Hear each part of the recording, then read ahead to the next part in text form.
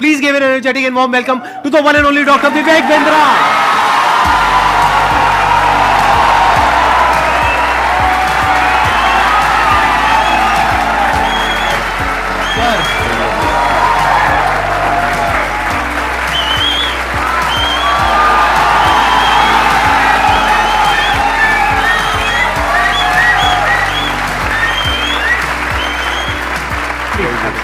Thank you. Privilege and honor to be with the legend himself, अरे sir Sandeep Maheshwari.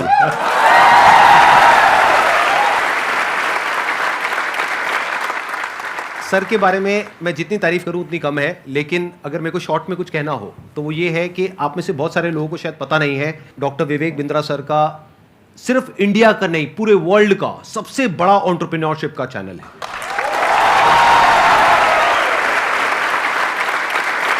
एक बात मैं आपको बताना चाहूंगा इससे पहले कि ऑडियंस आपसे इंटरेक्ट करे। आज से कुछ साल पहले आपने एक स्टेडियम में एक सेमिनार किया था जिसमें आपने मेरे बारे में कुछ कहा था। तभी मेरा मन हुआ था, मैंने कहा एक बार साथ में स्टेज पर आकर के हम कुछ धमाका करेंगे। आज फाइनली वो दिन आ गया है। हमारे कमेंट्स में भरा पड़ा था कि डॉक्टर विवेक बिंद्रा सर कब आएंगे कब आएंगे कब आएंगे। मैंने कहा भाई आएंगे आएंगे। और हमारे कमेंट्स में भी भरा पड़ा था, आप संदीप महेश्वरी जी के इवेंट में कब जाएंगे कब जाएंगे।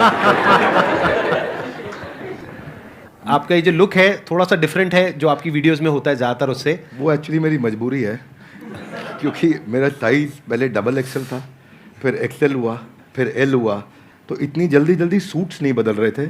ऑफिस में किसी को बोल देता हूँ, स्टाफ को टी शर्ट बाजार से ले आता है, कमीज ले आता है, बता दिया भैया एल साइज कर लिया, वो फट से पहन लेते हैं। और दूसरा ये भी था कि संदीप सर को मैच करना था। आसान है। Bounce back. ऐसे ही बोलते हैं ना सर, ऐसे ही कुछ करते हैं ना। हाँ जी। हाँ ऐसे एक बार करके बताएंगे मेरे को, मैं भी करता हूँ आपके साथ।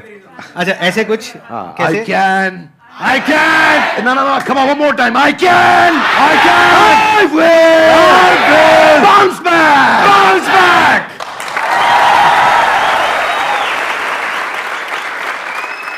एंटरप्रेन्योरशिप की इनको बहुत अच्छी नॉलेज है। तो अगर आज का टॉपिक हम एंटरप्रेन्योरशिप रखें तो कैसा लग रहा है आइडिया? कितने एग्री करते हैं इस टॉपिक से? सर आप क्या कहते हैं? अरे वाह बहुत बढ़िया होगा। मेरे को यही था कि सर एग्री कर जाएं, बस फिर बढ़िया हो जाएगा काम। तो एंटरप्रेन्योरशिप आज का हमारा टॉपिक है। तो जो भी आप क्वेश्चंस पूछने वाले हैं वो एंटरप्रेन्योरशिप से रिलेटेड होंगे, बिजनेस से रिलेटेड होंगे, चाहे आप कोई बिजनेस करने वाले हैं चाहे कर रहे हैं। और उसमें बीच बीच में थोड़ा बहुत मैं भी ऐड कर सकता हूं अपने एक्सपीरियंस के बेस पे। मैं आगे चलने से पहले एक बात करना हाँ जी चाहता हूं प्लीज आपके बारे में। हो सके तो इसको रिकॉर्डिंग में डालिएगा भी, क्योंकि ये संदीप जी की एक तकलीफ है जिसको मैं समझता हूँ, जिसको सब नहीं समझते। ज़्यादातर लोग क्या सोचते हैं कि संदीप सर फ्री सेशन करते हैं, मालूम है आपको? और ये सच्चाई है, और ये इतना मालूम है सबको। कुछ लोग ये भी समझते हैं कि वो यूट्यूब पे ऐड नहीं लगाते, यस और नो? पर एक्चुअली ना ये सच्चाई नहीं है। केवल संदीप जी का अपना बिजनेस भी बहुत हैम्पर होता है। इनकम जो जनरेट हो सकती थी, पोटेंशियल इनकम जो जनरेट हो सकती थी इनके अपने बिजनेस से, वो उसके ऊपर कितना बड़ा इम्पैक्ट है कि इनकी इतनी बड़ी मजबूरी हो गई है कि ये अपने बिजनेस की कहीं बात ही नहीं कर पा रहे। आई will respect you for not doing ads, for doing free programs, for helping so many people. But all the more, जब मैं एक entrepreneur की तरह देखता हूँ और आप आज अपने बिजनेस की बात कर ही नहीं पा रहे हैं, जो कि करनी चाहिए आपको, जो कि आप वैल्यूएबल प्रोडक्ट बना रहे हैं, वो आपका बिजनेस है, ये आपका एक सेवा है, सोशली रिस्पॉन्सिबल इनिशिएटिव है। So for that I respect you a lot. Thank you so much sir, thank you so much.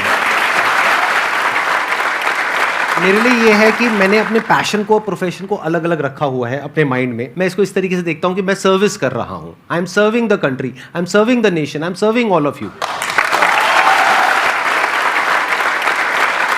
अब बताइए आप में से कौन है जो ये क्वेश्चंस पूछना चाहते हैं एंटरप्रेन्योरशिप से रिलेटेड? 2014 से मैंने जर्नी स्टार्ट किया था और आप दोनों से ही मैंने लीडरशिप और टीम बिल्डिंग सीखा और एंटरप्रेन्योरशिप सीखा।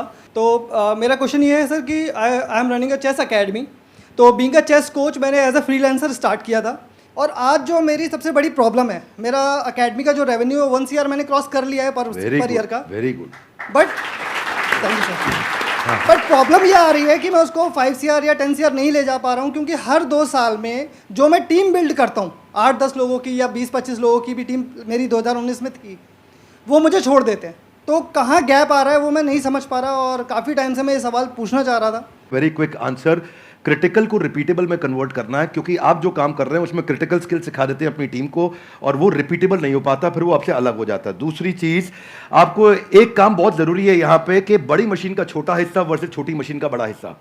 आप क्या कर रहे हैं, आप छोटी मशीन का बड़ा हिस्सा उन्हें बना देते हैं तो वो आपसे इंडिपेंडेंट हो जाते हैं। उनको बड़ी मशीन का छोटा हिस्सा बनाइए। इसमें दो बातें हैं, ध्यान रखना, मैं समझाता हूँ आपको। जैसे गाड़ी बनती है, गाड़ी बनने में एक आदमी स्टीयरिंग फिट करता है, टायर फिट करता है, बम्पर फिट करता है, गियर फिट करता है, क्लच प्लेट लगाता है, एक दरवाजा लगाता है, एक विंड स्क्रीन लगाता है। वो सब क्या है, बड़ी मशीन के छोटे हिस्से हैं। वो अपने आप गाड़ी नहीं बना सकते, वो पूरी गाड़ी नहीं बना पाएगा, उसको एक हिस्सा आता है।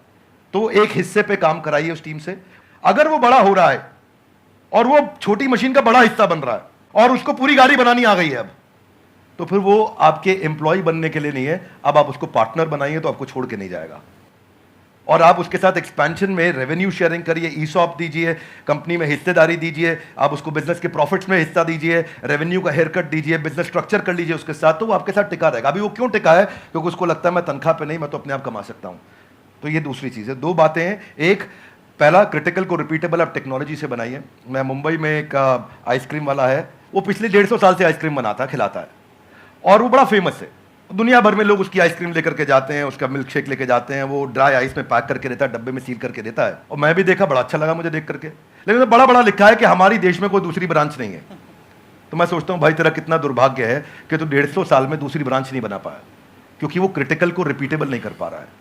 तो आप क्रिटिकल को रिपीटेबल करने के लिए टेक्नोलॉजी बिल्ड करिए, तो फिर आप उसको स्केल कर पाएंगे, वो आपका पहला आंसर। और दूसरा, मैन पावर रिटेन कर पाएंगे, क्योंकि आप उन पर डिपेंडेंट नहीं है, वो दूसरा आंसर। तो दोनों चीजें कवर की। धन्यवाद। तो यहाँ पे मैं भी थोड़ा सा अपना पर्सपेक्टिव ऐड ऑन करता हूँ सर, कि अभी जो सर ने बात बोली बिल्कुल परफेक्ट है कि ये दो तरीके हैं जो सर ने बताया। एक मेरे भी पर्सपेक्टिव से अगर आप देखेंगे तो आपको दो चीज़ों का ध्यान रखना पड़ेगा। एक, या तो कोई ऐसा ब्रांड बना लीजिए अपना कि वहाँ पे इतना बड़ा एंट्री बैरियर आ जाए कि लोग ये कहें कि हमको चेस नहीं सीखना है, क्योंकि चेस सिखाने वाले तो बहुत लोग हो सकते हैं, वो कहें कि हमको तो इससे चेस सीखना है।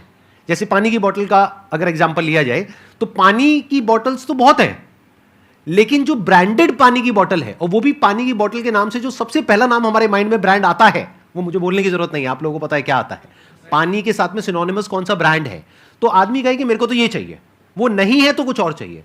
तो या तो आप अपना ब्रांड बनाइए, या फिर आप कहते हो कि नहीं मेरे पास में इतना मार्केटिंग बजट नहीं है, या वो वेवलेंथ नहीं है कि मैं अपना खुद का एक ब्रांड बना सकूं जिसकी वजह से एक एंट्री बैरियर क्रिएट हो, तो दूसरा ऑप्शन ये है कि आप एफिलिएट मॉडल पे चले जाइए, सीखो, सिखाओ, उस पर हमारी रेवेन्यू शेयरिंग होगी, वो पहले से एग्रीमेंट कर लो। ये दो तरह के बिजनेस मॉडल्स हैं जो अभी एकदम से मेरे माइंड में आ रहे हैं। इसके अलावा और भी बहुत सारे ऑप्शंस हो सकते हैं। सर, बिजनेस से रिलेटेड मेरा एक क्वेश्चन था।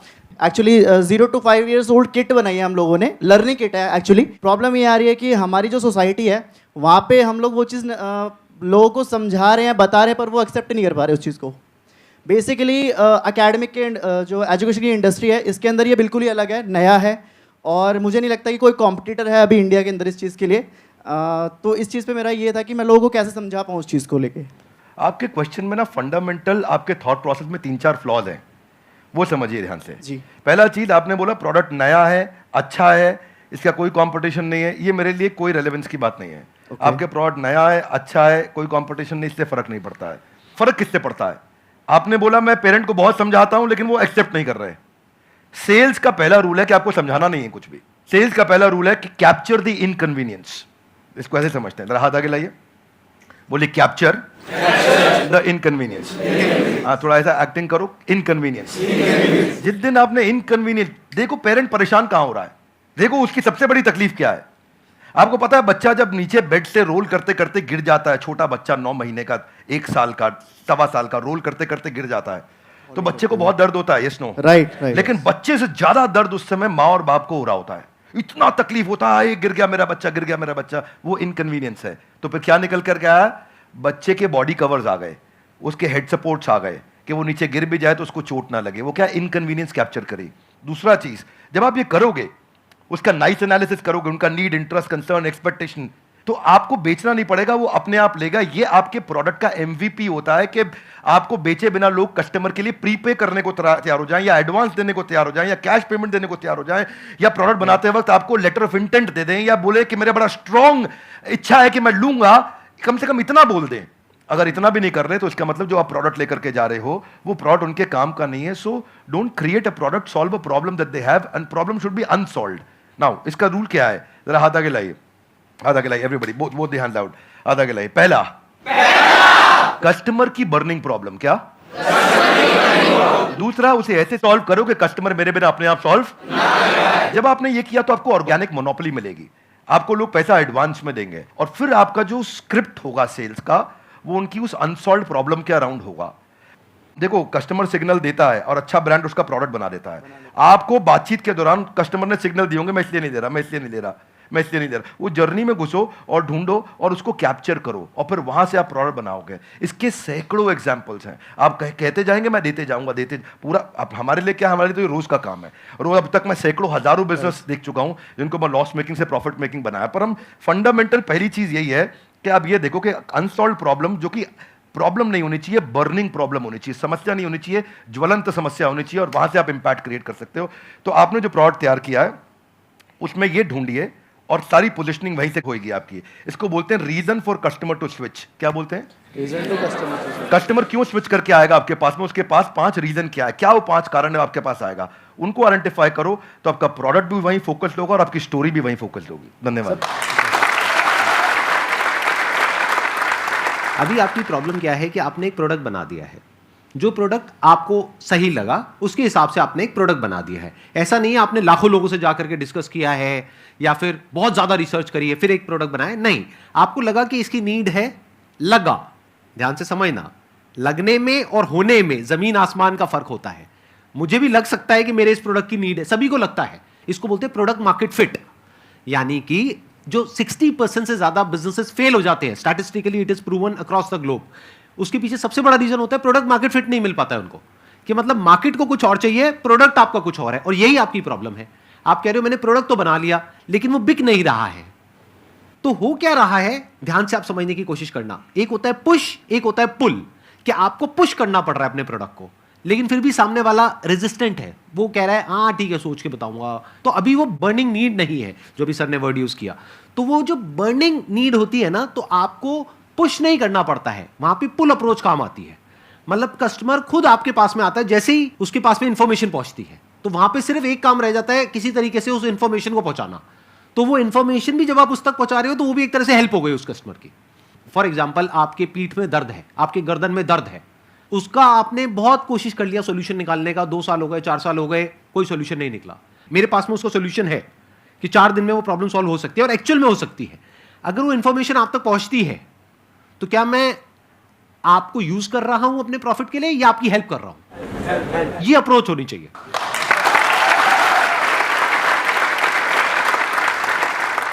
सर, मेरा एक छोटा सा क्वेश्चन है आपसे कि जैसे बिज़नेस में मुझे बहुत इंटरेस्ट है, एंटरप्रेन्योर में बनना चाहती हूँ, लेकिन मेरी लाइफ में एक छोटा सा ट्विस्ट ये है कि अभी जस्ट लास्ट ईयर मेरी मैरिज हुई, अभी बेबी भी है 7 मंथ्स का.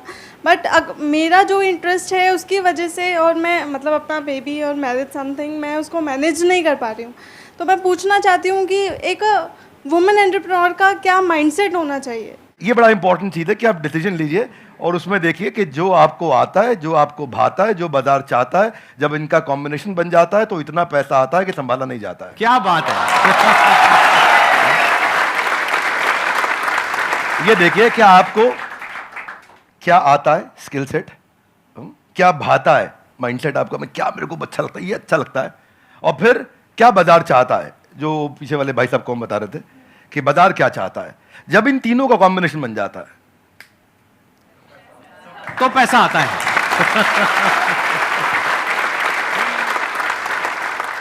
सर, आज आप दोनों को एक साथ देखकर बहुत खुशी हो रही है. मुझे भी हो रही है बहुत खुशी. मुझे भी हो रही है. सर, बिजनेस को ग्रो करने के लिए कुछ प्लेटफॉर्म्स सजेस्ट आप करना चाहें जिससे मैं वहाँ पे बता सकूं कि हाँ मेरा ये बिजनेस है. आप बात कर रहे हैं कि मैं माल को बेचूं कैसे. जी जी. तो देखिए उसका आंसर संदीप सर ने थोड़ी देर पहले समझा दिया है. पहले आपको ये सोचना है कि मैं माल को बनाऊं कैसे. सर के आंसर को मैं एक्सटेंड कर रहा हूं. प्रोडक्ट मार्केट फिट ठीक करो.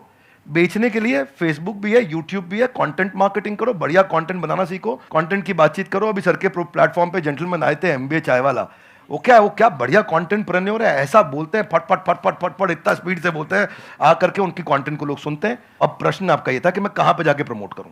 अब सब प्रमोट करने के लिए जहां पे जनता है वहां पहुंच जाइए। सोशल मीडिया के जिस चैनल पे आपकी ऑडियंस है वहां चले जाइए, सब जगह पे नहीं जाते हैं। किसी को ट्विटर पे काम आएगा, किसी को फेसबुक पे और किसी को यूट्यूब पे। आप ढूंढ लीजिए कहां है और फिर वहां जाकर के 5 चीजों का ध्यान दीजिए। जो कंटेंट डालेंगे वो अनयूजुअल यूजफुल इंफॉर्मेशन होगी तो लोग शेयर करेंगे, आपको वायरलिटी मिलेगी। दूसरा चीज, क्या आप उसमें अनएक्सपेक्टेड डिलाइटफुल सरप्राइज दे सकते हो कि सामने वाला देखे और बोले अरे वाह, जरा जोर से बोलिए ऐसे नहीं, थोड़ी आंखें बड़ी करो, मुंह खोलो, हैरान हो जाओ। अगर कस्टमर ने बोला अरे वाह तो आपका कंटेंट शेयर होएगा। क्या होएगा? अगर आपका कंटेंट शेयर हुआ तो लोग आपके प्रोडक्ट के बारे में पता चलेगा, आपके पास आएंगे। तीसरी चीज, ऐसा जरूर ध्यान रखना कि शेयर करने में उसकी इज्जत बढ़ती हो। चौथा पॉइंट बड़ा इंपॉर्टेंट है कि जो करंट इस समय टॉपिक्स चल रहे हैं, कुछ इस समय नेशनल सेलिब्रेशन चल रहा है जहां पे सब लोग जुड़े हैं, जो कि कम्युनिटी के साथ जुड़ा हुआ है, उसके बारे में अगर आप कंटेंट डालेंगे तो शेयरेबिलिटी बढ़ती है। तो जब आप कंटेंट मार्केटिंग करेंगे, ये चीपेस्ट तरीका है आपको ट्रैफिक जनरेट करने का, और इसमें कोई पैसा नहीं लगता, थोड़ी सी इंटेलिजेंस लगती है। उस इंटेलिजेंस का इस्तेमाल करिए, आपका प्रोडक्ट मार्केट में पहुंचेगा। लेकिन पहले संदीप सर की बात मान लीजिए, प्रोडक्ट मार्केट फिट होना चाहिए, वो फिट होगा तो बात बनेगी।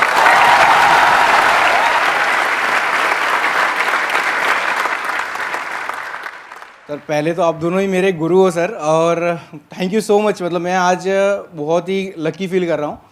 और मैं आप दोनों से एक ही सवाल है, आप दोनों ने भी एक यूट्यूब से ही जर्नी शुरू करी थी, अगर और भी डॉक्टर विवेक बिंद्रा और संदीप महेश्वरी हमारे देश को चाहिए और वो कैसे बनेंगे, वो मेरा क्वेश्चन है सर। मुझे लगता है इसका आंसर संदीप सर को देना चाहिए। अरे सर दोनों से सर। हाँ, आप कहते हैं तो मैं ही आंसर देता हूँ। इसके लिए सबसे जो ज़रूरी चीज़ होती है ना, वो होती है हमारे अंदर एक आग होनी चाहिए, number 1।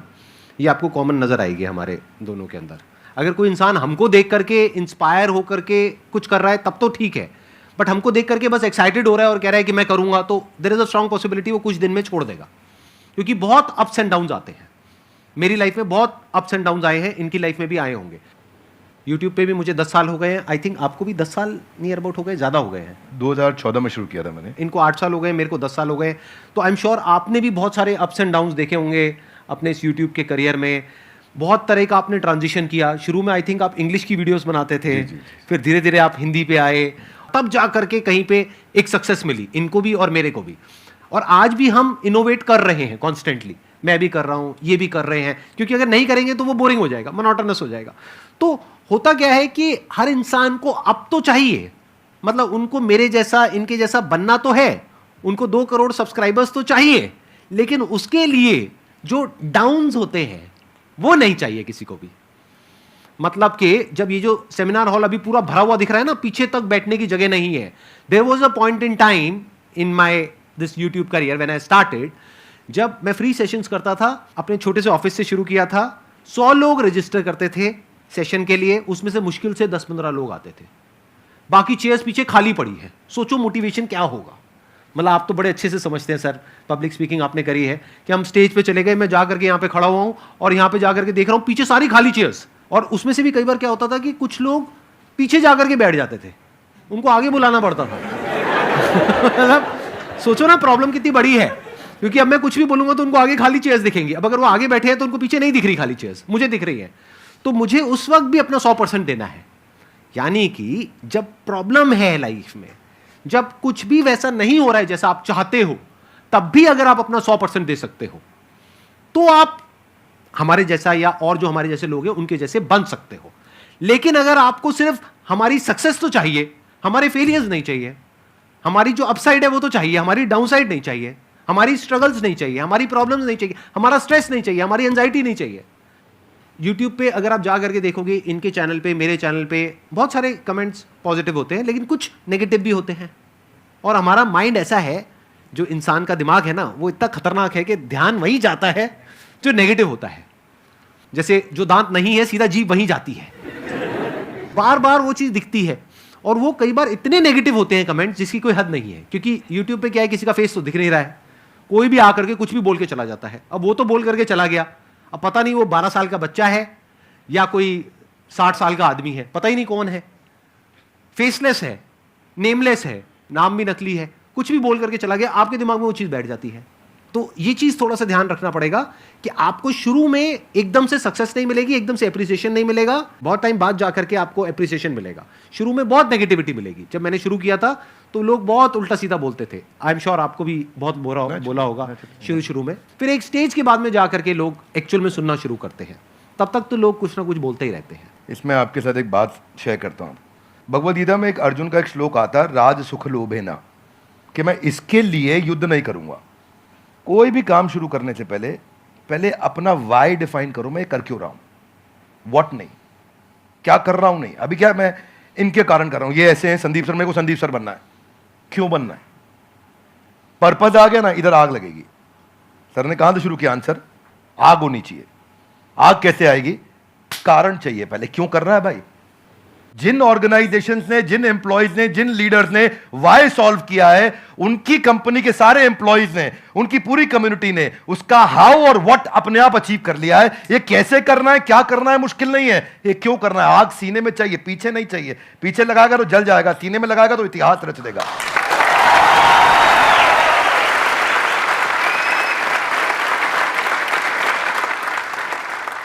Only substantiating to what he said कि आग होनी चाहिए, वो कारण चाहिए।